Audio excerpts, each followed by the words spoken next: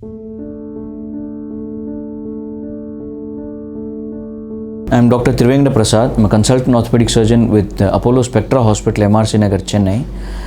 Sciatica is a term that is generally used for the typical pain that starts from your lower back and travels down the back of your thigh, your calf, right up to your feet.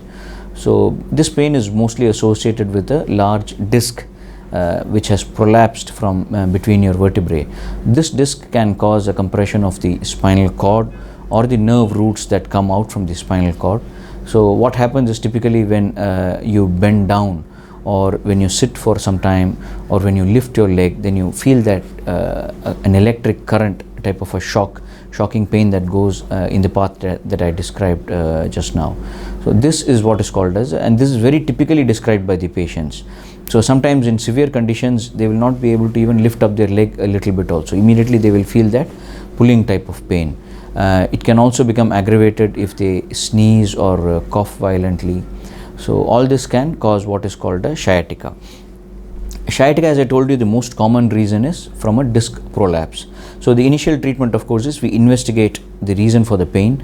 We look at the x-rays of your spine, and if there is a decreased space between two adjacent vertebrae, that would indicate that there is a probable disc prolapse. Then your attending physician may ask for an MRI scan of your lower back and the entire spine. That will show if there is a disc bulge or a disc prolapse, or sometimes a piece of the disc can completely come off, what is called an extrusion, and that can travel down a bit. So that will cause quite a significant amount of pressure on the spinal cord and nerve roots. Next, we look at how badly the spinal cord or the nerve roots are compressed.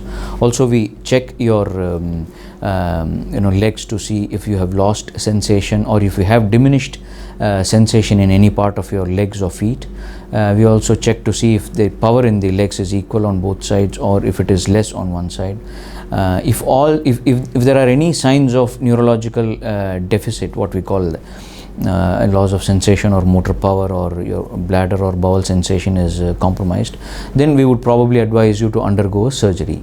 In cases where that is not present, or if this is the first time that you're getting a pain of what we call as a sciatica, then we would start you on a course of bed rest, pain medications to alleviate the pain, and also some physical therapy. If that does not work and your pain becomes worse, or your neurological symptoms become worse, then you probably need a disc removal surgery.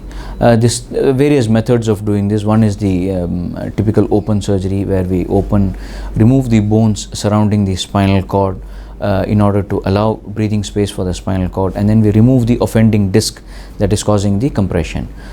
In elderly people, we may need to, if there is also some instability in the spine, then we may need to put some screws and rods to stabilize the spine.